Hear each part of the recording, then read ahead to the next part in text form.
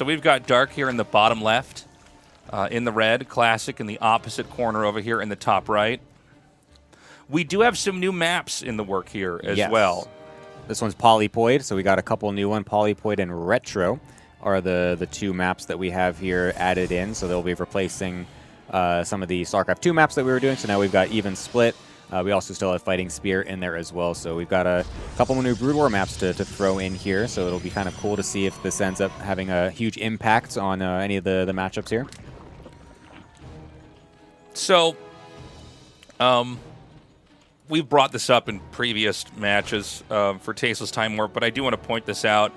I think especially if you did not follow StarCraft 1, maybe you were just too young. Some people can be misled to think that StarCraft 2 pros won't be StarCraft 1 ready, right? Some of these guys are superstars in StarCraft 2, but you have to understand that every single pro had a dense background in StarCraft 1. Yeah. It is not so true for the other way around. Although I will say we've seen many with some pretty impressive games in previous Tasteless Time Warps. That is true. So, yeah, I mean, I think right out of the gates we've had some very high-level games coming in here. Even though it's, I think having StarCraft 1 and StarCraft 2 is obviously the more unnatural feel. Yeah, for sure. I think it'll be, I think these maps could definitely have a nice little impact on how this goes as well. And I think, like you said, like both of these players, or pretty much every player, is someone that just kind of knows how each of the games work. So they're not going to feel like super out of touch, I guess, with how certain strategies go and whatnot. So we'll see how that works. But for now, we got a couple Lings trying to pressure the front gateway here for Classic. Dark bringing a little bit of pressure, and Classic's doing a pretty good job of microing this Zealot in and out of the gap to make sure that he can not really allow any Zerglings to get through here while still getting a couple pop shots. So this technique's actually really common in StarCraft 1 versus StarCraft 1 Protoss. Zergs do this. The gateway's going to go down. Now, usually what this means is, like, at least from the StarCraft 1 perspective, if you didn't have the core up in time, you'd be dead. But this is obviously a different setup because he's got a battery coming in. He does have the core up. That's part of the wall in. So I don't know if this is going to mess him up too much. Yeah. I think he's just complaining about that he thinks it's a bit broken. He's just like, yeah, this is a game, isn't it? This is quite a game right here. Proxied Stargate. We assume that would be for Oracles. Although maybe you could do Void Rays, actually, versus StarCraft 1s. Yeah. Well, he's going to have a Hydrogen finishing up here, but yeah, that could be...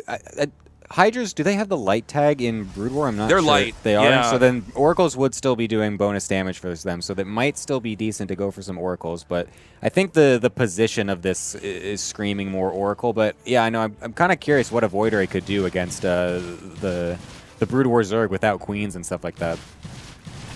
Losing the gateway early, though, is definitely kind of annoying because that means you're not going to get a couple of these Adepts out early. You're not going to be able to maybe send a scout out across the map or anything. And I mean, oh my God, he has the probe sitting there. Okay, that was almost the most scary thing ever. But luckily, that does not end up doing anything here. So it will be the Oracle coming out. We'll see if Dark is going to be able to prepare versus this. I feel like he looks like he's quite ready for anything here, really. Yeah, he's got Hydras ready. So he's pretty aware that... he's likely to get hit. I mean, this is such a common idea in StarCraft 2 PvZ. Just have it in Oracle, come in there and kill whatever you can find. You can fight this one-on-one, right? So you can actually take out apparently 2 Hydras. Wow. I guess Classic knows this math exactly. Nice. Or he doesn't, and he just got balls of steel. He's like, no, I think I can do this. Let me just try it. He doesn't know, but his mouse, like his hand slipped off his mouse.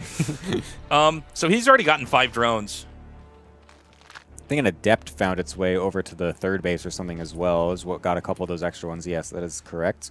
So a couple of nice little drone kills. I mean, putting Dark down to only 21 workers right now. He's making a couple more, but... Looks like 2 more were killed, actually. I think... Sorry. There we go. No, you're fine. The Oracle snipes a couple more. It's kind of funny because StarCraft 1 Zerg, they're really able to kind of control the game.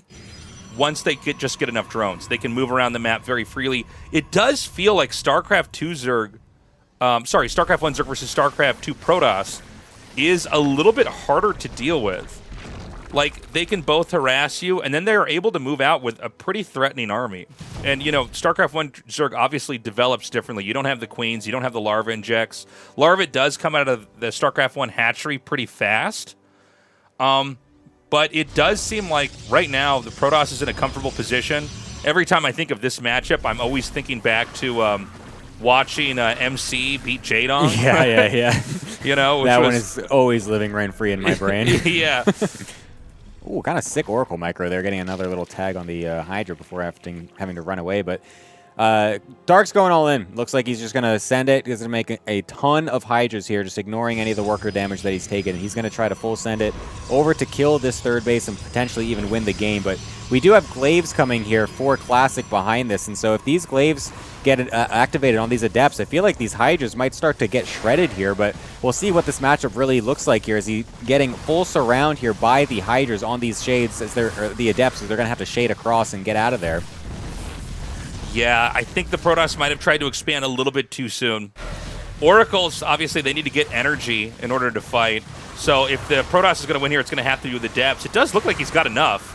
He's going to shade right on top here. The Hydras can't do anything once the Adept shade actually connects right on top of them. You don't have that in Brood War for sure. Yeah, well, you know, it's funny. I've never quite seen this interaction, but yeah, I guess if you can get on top of Hydras, they're not so tough, right? Yeah, I mean, the big part of them is that they are super fast. They can usually maybe kite away from the Zealots and stuff like that, but Adepts can just jump right on top of you, literally right in the middle of the army, as we see again right here. Classic getting on top of these Hydras in the middle of the map, trying to get as many kills as he can so he can just snowball this across to the other side of the map. He's even got that pylon reinforcing right over here as well, still up from the proxy Stargate, and the Oracle also still coming in. We'll be able to do some extra DPS here as well. And now Dark is on the back foot at his third base here on only 30 drones. He has to be able to hold this, and he's not going to be able to. Classic taking the first game. Wow, okay. Interesting. All these StarCraft 1 Zergs, they're really into the 3-hatch Hydra. It's a really common build in Brood War. It's a build that you can both win the game with, but if it doesn't work, it's not like you're in a complete nightmare. Like there is a way to get out of it. But it does seem like StarCraft 2 Zerg's kind of beat up on it. I'm a little bit surprised we don't see, I don't know, 2-hatch Muta from the StarCraft 1 Zergs. Yeah.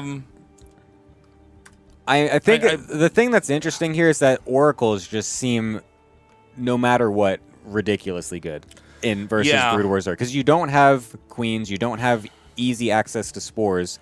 So, and we just saw how the Hydras honestly don't even really pair that well against the Oracles themselves. One Oracle was killing 2 Hydras by itself. Right.